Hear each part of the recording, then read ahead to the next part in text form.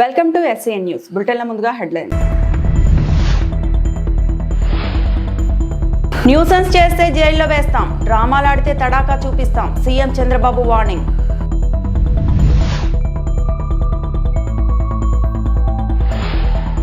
TTD సేవకులకు ప్రత్యేక శిక్షణ, TTD chairman BR Naidu.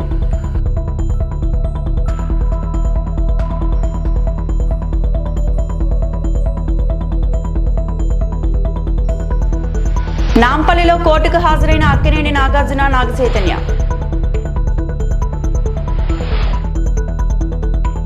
Nuisance చేస్తే జైల్లో వేస్తాం, డ్రామాలాడితే తడాకా చూపిస్తాం, సీఎం చంద్రబాబు వార్నింగ్. ఏపీలో తాజా రాజకీయ పరిణామాలపై ముఖ్యమంత్రి చంద్రబాబు ప్రత్యేక మీడియా సమావేశం నిర్వహించారు. ఈసారి డిఫరెంట్గా ఫుల్ ఖుషీగా నవ్వుతూ హుషారుగా ప్రెస్ కాన్ఫరెన్స్లో మాట్లాడారు. వివిధ అంశాలపై ప్రసంగించిన చంద్రబాబు గతంలో ఎన్నడూ లేని విధంగా వైసీపీపై కన్నెర చేశారు. జగన్ టార్గెట్గా పలు ఇంట్రెస్టింగ్ కామెంట్స్, వార్నింగ్లు ఇచ్చారు. ప్రధానంగా వైసీపీ ప్రతిపక్ష హోదా అంశంపై ఏపీ సీఎం చంద్రబాబు కీలక వ్యాఖ్యలు చేశారు. ప్రతిపక్ష హోదా ఎప్పుడు ఇస్తారో, ప్రజాస్వామ్యం అంటే ఏంటో తెలుసుకోవాలని మాజీ సీఎం జగన్కు సూచించారు. వైసీపీ అసత్య ప్రచారాలపైన సీఎం చంద్రబాబు సీరియస్ వార్నింగ్ ఇచ్చారు. ఇక 2 రోజుల క్రితం పులివెందుల పర్యటనలో ఉల్లి, చీనీ పంటల రైతుల సమావేశంలో మాజీ సీఎం జగన్ చేసిన కామెంట్స్పై చంద్రబాబు ఫైర్ అయ్యారు. గత ప్రభుత్వంలో పులివెందులకు నీళ్లు కూడా ఇవ్వలేకపోయారంటూ జగన్పై సెటైర్లు వేశారు. డ్రామాలాడితే తడాకా అంటే ఏంటో చూపిస్తామని హెచ్చరించారు. కావాలని కొంతమంది రెచ్చగొడితే ఎవ్వరు కూడా సంవేదన పాటించండి. వాళ్ళ కార్యకర్తలు వస్తే ఎట్లా హ్యాండిల్ చేయాలో చేస్తాం. రైతుల ముసుగులో వైఎస్ఆర్ కాంగ్రెస్ పార్టీ కార్యకర్తలు వచ్చి రాజకీయం చేయాలంటే మాత్రం కబద్దార్, జాగ్రత్తగా ఉండండి. మర్యాదగా చెప్తున్నా. మీరేమనుకుంటారంటే మీరు నేరాలు ఘోరాలు చేసి యువతులపైన వేసి తప్పించుకోవాలని ప్రయత్నం చేస్తున్నారు. ఎంత నీచంగా ఉన్నారంటే వాళ్ళు చూస్తే వీళ్ళు మనుషుల పశువుల మనం చెప్పలేని పరిస్థితి. కుప్పంలో మొన్నే నేను ఇనాగరేట్ చేశాను. నేను అక్కడి నుంచి రాకమునిపే నేను వెళ్ళిపోతాను, నీళ్లు రావు అని మాట్లాడే పరిస్థితి వచ్చారు. ఒక పంపు 3 గంటలు టెక్నికల్ ప్రాబ్లం వచ్చింది. ఇమ్మీడియట్గా పంపుని రీప్లేస్ చేశారు. ఇప్పుడు కూడా పెడుతున్నారు. కాలువలు ఎండిపోయినాయి, నీళ్లు రావడం లేదు, మోసం చేశారని. అంటే ఏమనుకుంటున్నారు మీరు? సోషల్ మీడియా ఉందని మీ ఇష్టానుసారంగా వాగితే మీ సమాధానం ఇవ్వాలన్నిటికీ. అలాంటి వాళ్ళని ఏం చేయాలనో పగడ్బందీగా ఆలోచిస్తాం. వాస్తవాలు రాసే వాళ్ళని వాళ్ళు ఏదైనా రాస్తే తప్పుంటే కరెక్ట్ చేసుకుంటాం. తప్పుడు వార్తలు రాస్తే మాత్రం కబద్దార్, జాగ్రత్తగా ఉండండి. మీరు వేయడం మీ ఫేక్ న్యూస్ అని పెట్టుకోవాలన్నా బుద్ధి జ్ఞానం లేదు మీకు? ఏమనుకుంటున్నారు మీరు? ప్రతిరోజు ఏదో ఒకటి పెట్టి ప్రజల అటెన్షన్ డైవర్ట్ చేసి కావాలని ఫేక్ న్యూస్ అంతా పెట్టే పరిస్థితికి వచ్చారు. అందుకే నేను చెప్పాను, ఈ ఎర్రా వాసు, ఎర్రా రామూర్తి, చీలి వెంకటేశ్వరరావు, కోలాంటి ఈశ్వరరావు వీళ్ళంతా వైఎస్ఆర్ కాంగ్రెస్ వాళ్ళు. మీరు రాజకీయాలుంటే మీ ఇంట్లో చేసుకోండి. ప్రభుత్వం దగ్గర మాత్రం తోక తిప్పితే తోక కట్ చేస్తాం. ఇంకొక ఆయన మాట్లాడతాడు, అక్కడేదో విశాఖపట్నం రైల్వే మనం స్టీల్ ప్లాంట్ ప్రైవేటైజ్ చేస్తే పోరాడతాడంట. ఎవరు చెప్పాడా నిన్ను పోరాడమని? ఎవరు ప్రైవేటైజ్ చేస్తారా? డెఫినెట్గా కొన్ని గవర్నమెంట్లన్నీ కూడా కొన్ని సర్వీసులు అవుట్సోర్సింగ్ చేసుకుంటారు సమర్థత పెంచడానికి. అది నెపం పెట్టి ఇష్టానుసారంగా మాట్లాడడం. 12,000 కోట్ల రూపాయల కేంద్రం ఇచ్చి ఈరోజు మళ్ళీ విశాఖపట్నం స్టీల్ ప్లాంట్ రివైవ్ చేసే ప్రయత్నం చేస్తే తెలుగు వారి ఆత్మ గౌరవాన్ని కాపాడితే. విజయవాడ జలవనరుల క్యాంప్ ఆఫీసులో పోలవరం ఎడమ ప్రధాన కాలువ పనులు, పోలవరం పునరావాస పనులు సమీక్ష అధికారులతో నిర్వహించారు. ఈ సమీక్షలో జలవనరుల శాఖ ప్రత్యేక కార్యదర్శి G Sai Prasad, R&R commissioner Ramasundar Reddy, నీటిపారుదల సలహాదారు వెంకటేశ్వరరావు, ఈఎన్సీ నరసింహమూర్తి, ఆయా ప్రాజెక్టుల ఎస్ఈలు, ఈఈలు, ఏజెన్సీల ప్రతినిధులు మరియు ఇతర సీనియర్ అధికారులు పాల్గొన్నారు.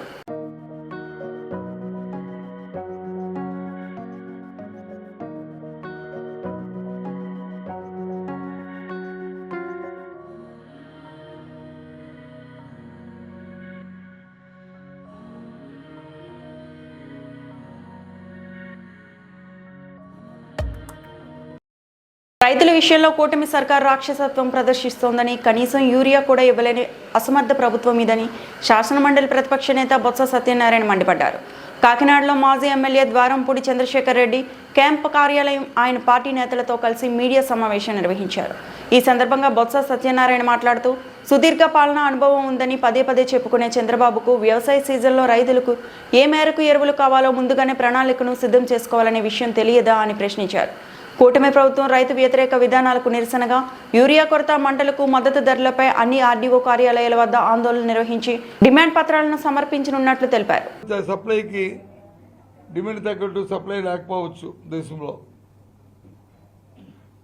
మనకు ఉత్పత్తి లేకపోవచ్చు ఫెర్టిలైజర్స్, కానీ ఇంపోర్ట్ చేసుకున్నా మరి ఈ దేశంలో ఈ రాష్ట్రంలో ఉన్న ప్రభుత్వం కూటమి ప్రభుత్వమే కదా, మరి వాళ్ళ ప్రభుత్వమే కదా. మరి దేశంలో మిగతా రాష్ట్రాల్లో ఏ రకంగా మరి అవి ఫుల్ఫిల్ చేస్తున్నారు బీజేపీ వాళ్ళ రాష్ట్రాల్లోనూ, మరి ఇక్కడ ఎందుకు జరగట్లేదు? అధికారం స్వార్థం ఉండి మరి ఆ నార్థన్ స్టేట్స్లో ఏ విధంగా దొరుకుతున్నాయి అంటే శ్రద్ధ లేకపోవడం, వాటి పట్ల నిరాశ చూపెట్టడం, అయిపోయిన తర్వాత వచ్చి చేతులు కాలిన తర్వాత ఆకులు పట్టుకొని రీతిలో చందనంగా ఉంది. అందుకే ఇవాళ పరిస్థితి. ఆ నేపథ్యంలోనే ఇవాళ వైఎస్ఆర్సీపీ పార్టీ, మా పార్టీ ఇప్పటికే చాలా సందర్భాల్లో చాలా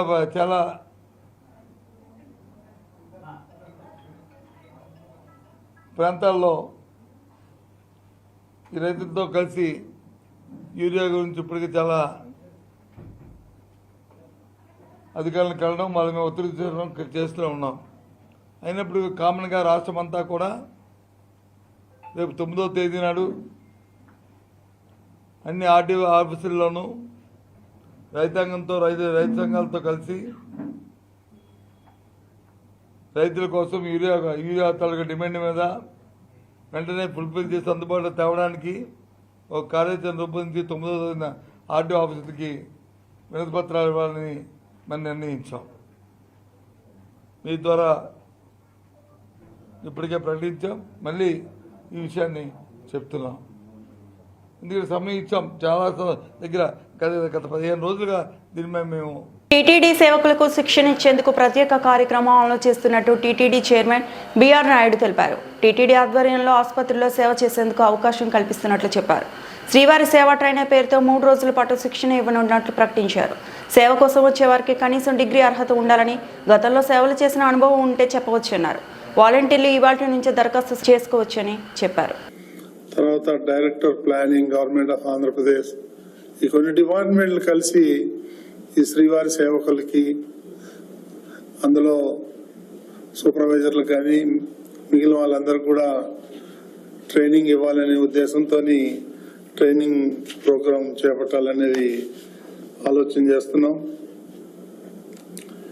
వారి ఆధ్వర్యంలో సంయుక్తంగా శిక్షణ ఇచ్చి శ్రీవారి భక్తులకి మెరుగైన సేవలు ఎలా అందించాలి, ఏం చేయాలి, ఇంకా మెరుగైన సేవలు ఎలా ఇవ్వాలి అనే దాని మీద వాళ్ళకి 3 రోజులు 5 రోజులు ట్రైనింగ్ ఇచ్చి వాళ్ళని తర్వాత సేవలకి ఉపయోగించుకునే అవకాశం గురించి ఆలోచన చేస్తున్నాం. ముఖ్యమంత్రి శ్రీ నారా చంద్రబాబు నాయుడు సూచనల మేరకు టీటీడీలోని సిమ్స్, బార్డు, ఆయుర్వేద, చిన్నపిల్లల ఆసుపత్రి, అశ్విని ఆసుపత్రిలో శ్రీవారి సేవ ద్వారా రోగులకు ఉచితంగా సేవలు అందించేదానికి కూడా ప్రణాళికలు చేపట్టడం జరుగుతూ ఉంది. అది కూడా విద్యార్థులు మినిమం డిగ్రీ చేసి ఉండాలి అనే ఒక నిబంధన పెట్టడం జరుగుతూ ఉంది. హైదరాబాద్ లో నాంపల్లి కోర్టుకు సినీ నటుడు అక్కినేని నాగార్జున, అక్కినేని నాగచైతన్య హాజరయ్యారు. మంత్రి కొండా సురేఖ చేసిన వ్యాఖ్యలపై న్యాయమూర్తి ఎదుట నాగార్జున, చైతన్య స్టేట్మెంట్ రికార్డు చేశారు. అనంతరం నాగార్జున మీడియాతో మాట్లాడుతూ తాను వేసిన పరువు నష్టం దావా కేసులో హాజరైనట్లు తెలిపారు. న్యాయస్థానంలో కేసు విచారణ జరుగుతుందన్నారు. న్యాయస్థానం ఎదుట తన స్టేట్మెంట్ రికార్డు వినిపించినట్లు వెల్లడించారు.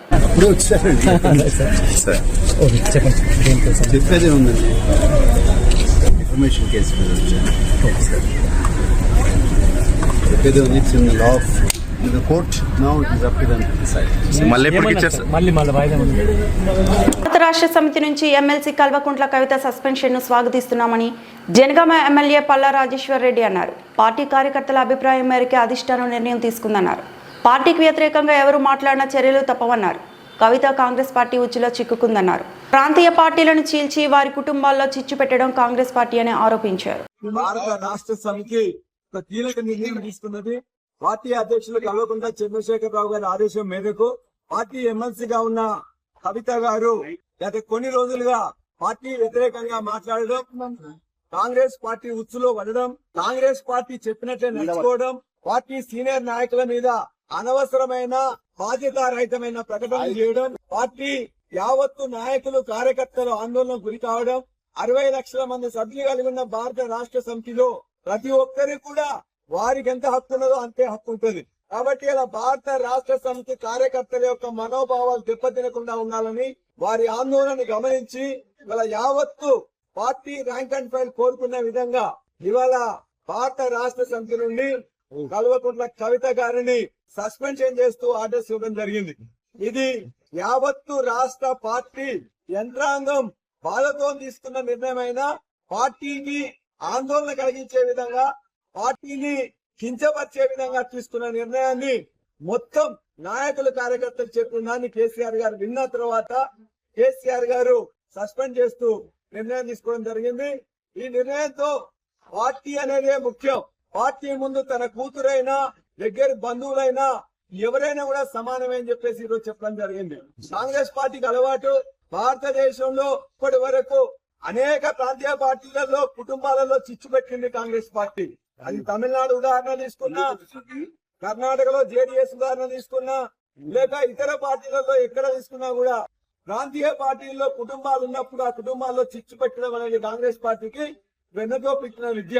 ఇవాళ ఇక్కడున్న కాంగ్రెస్ పార్టీ కూడా దురదృష్టవశాత్తు వారి యొక్క దుశ్చర్యలకు కవిత లోన్ కావడం, మా పార్టీని బలహీనపరిచే విధంగా చూడడం, దానిని యావత్తు నాయకులు కార్యకర్తలు కూడా కేసీఆర్ గారికి పార్టీ నాయకత్వానికి చెప్పినప్పుడు తప్పనిసరి పరిస్థితుల్లో బాధాకరంగానే ఈ నిర్ణయం తీసుకున్నారు.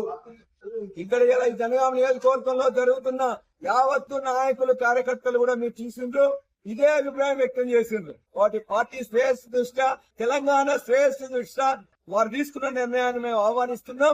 ఈ చర్యతో ఇంకెవరన్నా కూడా టీఆర్ఎస్ ఎమ్మెల్సీ కవిత ఇటీవల చేసిన వ్యాఖ్యలపై మాజీ మంత్రి నిరంజన్ రెడ్డి స్పందించారు. ప్రెస్ మీట్ ముగింపు సమయంలో ఆయన మాట్లాడుతూ హరీష్ రావు పార్టీ కోసం చేసిన కృషిని గుర్తు చేశారు. నిరంజన్ రెడ్డి మాట్లాడుతూ బ్రహ్మం గారికి సిద్ధయ్య లాంటి వాడు హరీష్ రావు. పార్టీ పెట్టే సమయంలో జెండాకు రంగు కోసం బేగం బజార్కు వెళ్లి తెచ్చినవాడే హరీష్ రావు. ఎన్నికల సమయంలో పత్రికలు వేసుకుని పడుకున్న వారిలో ఆయన కూడా ఒకరు. అలాంటి వ్యక్తి రేవంత్ రెడ్డి కాళ్ళు పట్టుకుంటాడా అని ప్రశ్నించారు. ఉమ్మడి ఆంధ్రప్రదేశ్ రాష్ట్ర రాజకీయాల నుంచి తెలుగుదేశం అనేటువంటి పార్టీ అంతర్ధానం కావడానికి, అంతరించిపోవడానికి విదరవే అంటారు ఆంగ్లంలో దాన్ని. చారిత్రక కారణాలు ఉన్నాయి. ఆ కారణం, ప్రధాన కారణం తెలంగాణ అభిలాషను గౌరవించకపోగా తెలంగాణకు వ్యతిరేకంగా నిలబడ్డందుకే చంద్రబాబు నాయుడు గారి పార్టీని, అప్పటిదాకా ఆ పార్టీలో ఉన్న వాళ్ళు సైతం బయటికి వచ్చి తెలంగాణ వ్యాపితంగా, అలాంటి వాళ్ళం కూడా గతంలో తెలుగుదేశంలో పనిచేసిన వాళ్ళమే, తెలంగాణ అభిలాషలకు అనుగుణంగా ఎప్పుడైతే లేదో, ఇది మేము మాదనుకున్నటువంటి పార్టీ, మా ప్రాంతం గురించి వీళ్లకు పట్టింపు లేదు, మా ప్రాంతానికి వ్యతిరేకులు వీళ్ళు అనేది అర్థమైనాకనే తెలంగాణ సమాజం నుంచి ఆ పార్టీకి పాత్ర పోషించే అవకాశం లేకుండా దాన్ని పరిమితం చేసినారు ఆంధ్రప్రదేశ్కి, ప్రస్తుత ఆంధ్రప్రదేశ్కి. అది చరిత్ర అందరికీ తెలిసిందే. తెలుగుదేశం అనేటువంటి పార్టీ పుట్టుకనే కాంగ్రెస్ విధానాలకు వ్యతిరేకంగా పుట్టిందని ప్రకటించుకున్నటువంటి పార్టీ అది ఆనాడు. అదేవిధంగా కాంగ్రెస్ రాజకీయ చరిత్ర మీద కానీ, కాంగ్రెస్ పాలన మీద కానీ, సుదీర్ఘ పాలన మీద కానీ, ఎమర్జెన్సీ లాంటి అరాచకాల మీద కానీ, ఇతరేతర అరాచకాల మీద కానీ, ఇతరేతర కుంభకోణాల మీద కానీ దేశవ్యాప్తంగా అతి ఎక్కువగా మాట్లాడింది ఆనాడు టీడీపీ. చివరికి రాజీవ్ గాంధీ గారి ప్రభుత్వాన్ని కూల్చడంలో బొఫోర్స్ లాంటి ఆయుధాన్ని విపి సింగ్ గారు పిలిచినప్పుడు ఆనాటి నేషనల్ ఫ్రంట్కు నాయకుడిగా ఉన్నది ఆనాడు ఎన్టీ రామారావు గారు 1989లో. ఈ నేపథ్యంలో ఎందుకు చెప్తున్నానంటే, తెలుగుదేశం అనేటువంటి పార్టీ పుట్టుకనే, దాని ఆరిజిన్లోనే కాంగ్రెస్ వ్యతిరేకత ప్రాతిపదికగా పుట్టినటువంటి పార్టీ అది. అది నేను చెప్పేది కాదు, ఆ పార్టీ పెట్టినాడు ఎన్టీ రామారావు ప్రకటించినటువంటి. జీవితకాలం ఆ పార్టీకి సంబంధించినటువంటి అధినేతలందరూ మాట్లాడినటువంటి. తర్వాతి కాలంలో చంద్రబాబు నాయుడు రాహుల్ గాంధీతో కాంగ్రెస్తో రాజీపడి ఉండవచ్చు, అది వేరు విషయం. కానీ ఆ పార్టీ ప్రస్థానం అంతా కూడా కాంగ్రెస్కు వ్యతిరేకం. గుంటూరు గ్రామీణ మండలం తురకపాలెంలో పర్యటించిన వైద్య బృందం. తురకపాలెంలో మరణాలు సంభవిస్తున్న ప్రాంతంలో అపరిశుభ్ర వాతావరణం ఉన్నట్లు గుర్తించాం. మురికి నీరు, మట్టి, పశు విసర్జిత పదార్థాలు కలయిక వల్ల ఈ పరిస్థితి వచ్చిందని ప్రాథమిక నివారణకు వచ్చాం. గ్రామంలో 2500 మంది జనాభాలో 1200 మందికి వివిధ వైద్య పరీక్షలు నిర్వహించాం. 800 కుటుంబాలకు గాను 400 ఇళ్లలో వైద్య సిబ్బంది పరీక్షలు చేశారు.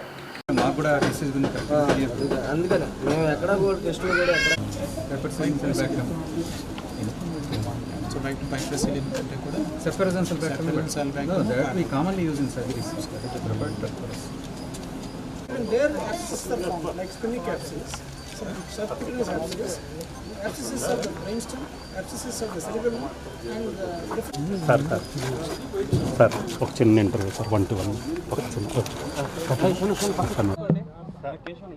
అందరికీ నమస్కారం. ఇవాళ మన హెల్త్ మినిస్టర్ గారు శ్రీ సత్యకుమార్ సార్ ఆదేశాలతోనూ, మన ప్రిన్సిపల్ సెక్రటరీ గారు శ్రీ కృష్ణబాబు సార్ ఆదేశాలతోనూ ఇలా తురకపాలెం గ్రామానికి వచ్చి ఇక్కడ ఎందుకు మరణాలు సంభవిస్తున్నాయి, దానికి సంబంధించిన కారణాలుగా గత కొన్ని రోజులుగా జరుగుతున్న పరీక్షల్లో ఏమి జరుగుతున్న ఫీల్డ్ లెవెల్ అసెస్మెంట్ కోసం ఒక టీం రావడం జరిగింది. నాతో పాటుగా గుంటూరు మెడికల్ కాలేజ్ ప్రిన్సిపల్ గారు, గుంటూరు జీజీహెచ్ సూపరింటెండెంట్ గారు, డిఎంఎన్హెచ్ఓ గారు, మన సబ్జెక్ట్ ఎక్స్పర్ట్ కళ్యాణ్ గారు, వీళ్ళందరూ ఇక్కడికి రావడము, వీళ్ళతో మాట్లాడి ఏ విధంగా చేస్తున్నారు మనం ఒకసారి చూసినట్టయితే ఇక్కడ కొన్ని రిస్క్ ఫ్యాక్టర్స్ ఉన్నాయని మాకు అర్థమైంది. అంటే డ్యాంప్ సాయిల్, ఏదైతే సరౌండింగ్స్ మన చుట్టూ ఉన్న ఏరియాస్ కొంచెం బురదగా ఉండటము, మట్టి ఎక్కువగా, నీరు ఎక్కువగా ఉండడం, నిల్వ ఉండటము, పశువుల పాకలు కొంచెం ఎక్కువగా ఉన్నాయని చాలామంది చెప్తున్నారు. అదొక రీజన్. ఇవన్నీ ఉండడం వల్ల ఏమవుతుందంటే ఏదైతే మనం ఒక బ్యాక్టీరియా కానీ ఒక ఇన్ఫెక్షన్ కానీ అనుకుంటున్నామో అది ఎక్కువగా ఉండే అవకాశం ఉంది. అది కాకుండా ఇక్కడ ఉన్న 2500 జనాభాలో దాదాపుగా 1200 మందికి ఇప్పటివరకు టెస్టింగ్లు చేయడం జరిగింది. అంటే సుమారుగా 800 ఇళ్లలో 410 ఇళ్ళు ఆల్మోస్ట్ కవర్ చేశారు. వీరందరిలోనూ ఎవరెవరికైతే జ్వర లక్షణాలు ఉన్నాయో వారందరికీ తప్పకుండా రక్త పరీక్షలు, బ్లడ్ కల్చర్ అంటాం, అంటే బ్లడ్ నుంచి ఏదైనా ఆర్గానిజం కానీ మనకి ఏదైనా బ్యాక్టీరియా కానీ బయటకు వస్తుందేమో అని వచ్చేసి ఒక రకమైన పరీక్ష అందరికీ తప్పకుండా చేయడం జరుగుతుంది. అదే క్రమంలో ఇంతవరకు 29 మంది బ్లడ్ శాంపిల్స్ తీసుకుని దాన్ని పరీక్షకు పంపించడం జరిగింది. రేపటికి ఆ పరీక్ష రిజల్ట్స్ వస్తాయి. నాట్ ఓన్లీ బ్లడ్, ఏదైతే వాటర్ నుంచి, సాయిల్ నుంచి స్ప్రెడ్ అవుతుంది అనుకుంటున్నాం మనం, ఆ నీటి శాంపిల్స్, 2 రకాల నీటి శాంపిల్స్ తీసుకోవడం జరిగింది. ఒకటి వచ్చి ఇక్కడ ఉన్న రిజర్వాయర్, రెండవది వచ్చి వాటర్ ట్యాంక్. ఆ రెండింటి నుంచి కూడా శాంపిల్స్ తీసుకుని పరీక్షకు పంపడం జరిగింది. రెండింటి రిజల్ట్స్ రేపు వస్తాయి. అంబేద్కర్ కోనసీమ జిల్లా అమలాపురం. వైసీపీ పార్టీపై మండిపడ్డ కార్మిక శాఖ మంత్రి వాసంశెట్టి సుభాష్. కులాల మధ్య కుంపట్లు పెట్టి చలికాచుకునే పార్టీ వైసీపీ. వైసీపీ పార్టీకి కళ్ళు గీత కార్మికుల గురించి మాట్లాడే హక్కు లేదు. తమ 5 ఏళ్ల పాలనలో గీత కార్మికులకు చిప్ప చేతిలో పెట్టారు. డమ్మీ కార్పొరేషన్ పెట్టి ₹1 కూడా నిధులు విడుదల చేయలేదు. బీసీ కార్పొరేషన్ను తీసేశారు. వైసీపీ జిల్లా అధ్యక్షుడు చిల్లా జగ్గిరెడ్డి అత్యుత్సాహం చూపిస్తున్నాడు. బీసీల కుల ధృవీకరణ పత్రాల విషయంలో మంత్రి ఏం చేస్తున్నారంటూ నాపై తప్పుడు ఆరోపణలు చేస్తున్నాడు. సమస్య ఉంటే ఆ సమస్యపై అధ్యయనం చేసి మాట్లాడాలి. బీసీల కుల ధృవీకరణ పత్రాల్లో సాంకేతిక సమస్యలు వచ్చాయి, వాటిని నిలుపుదల చేయమని ఆర్డర్స్ ఇచ్చాము. త్వరలోనే సమస్యను పరిష్కరించి సర్టిఫికెట్లు ఇస్తాం. కులాల మధ్య కుంపడ పెట్టి చలిమంట కాగుదాం అనుకున్న ప్రభుత్వం ఏమనంటే వైసీపీ పార్టీ. కానీ మా పార్టీ వచ్చేటప్పటికి టెక్నికల్ ప్రాబ్లం రైజ్ అయిందని నేను ఆల్రెడీ చెప్పడం జరిగింది. దాని విధంగా 26 మంది కలెక్టర్లకి ఇంటిమేషన్ ఇవ్వడం జరిగింది. సీఎంఓ నుంచి కూడా చెప్పడం జరిగింది. ఆల్రెడీ కలెక్టర్ కూడా దాని మీద షార్ట్అవుట్ చేయడానికి ఆ ప్రాబ్లం ప్రయత్నిస్తూ ఉన్నారు. అది త్వరలో షార్ట్అవుట్ అవుతుంది. ఆ వ్యవహారం పూర్తిగా తెలియక ఎవడేదో చెవులో ఊస్తే జగన్మోహన్ రెడ్డి గారు కూడా నదో వాగో తెలీదు వాగేస్తూ ఉంటాడు. వీళ్ళు కూడా అంతే, పట్టించుకోవాల్సిన పని లేదన్న భావన. రైట్. వాహనదారులకు రకరకాల ఫైన్లు వేస్తుంటారు పోలీసులు. హెల్మెట్ లేకపోతే ఫైన్, లైసెన్స్ లేకపోతే ఫైన్, ఆర్సీ లేకపోతే వడ్డింపు, పొల్యూషన్ సర్టిఫికేట్ లేకున్నా ఫైన్, రెడ్ సిగ్నల్ దాటితే ఫైన్, ఇక ఓవర్లోడ్, ట్రిపుల్ రైడింగ్, ఇలా రకరకాలుగా ఫైన్లు వేస్తారు. డ్రంక్ అండ్ డ్రైవ్తో పాటు జైలు శిక్ష తప్పడం లేదు. ఇవి అన్ని ప్రయాణికుల భద్రతను దృష్టిలో ఉంచుకొని తెచ్చిన రూల్సే అయినా బ్రేక్ చేసిన వారికి ఫైన్లు తప్పడం లేదు. అది సరే కానీ ఇప్పుడు నాకు ఫైన్ కట్టండి అంటూ ఓ వాహనదారుడు రోడ్డుపై బైఠాయించాడు. కరీంనగర్లో గుంతలో ఉన్న రోడ్డుపై కూర్చొని వాహనదారుడు నిరసన తెలిపాడు. నిబంధనలు పాటించకపోతే మాకు వేసే జరిమానాలు సరే, మరి రోడ్డు బాగులేనందుకు మీరు నాకు ఎంత చెల్లిస్తారు జరిమానా అంటూ రేకుర్తి చౌరస్తా వద్ద రోడ్డుపై నిరసనకు దిగాడు కోటిశ్యామ్ అనే ద్విచక్ర వాహనదారుడు. గుంతలో ఉన్న రోడ్డులో కూర్చుని నిరసన తెలిపాడు. ఇక వినూత్న రీతిలో నిరసన తెలిపిన కోటా శ్యామ్ కుమార్ ఫోటోలు, వీడియోలను సోషల్ మీడియాలో షేర్ చేస్తూ ప్రభుత్వాన్ని నిలదీస్తున్నారు నెటిజన్లు. కాగా వరుసగా కురుస్తున్న భారీ వర్షాలు, వరదలతో చాలా ప్రాంతాల్లో రోడ్లు దెబ్బతిన్నాయి.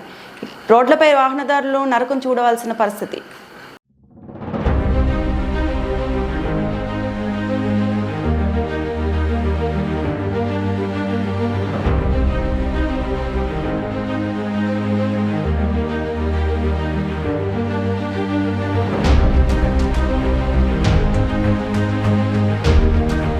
ఈ వార్తలు ఇంతటితో సమాప్తం.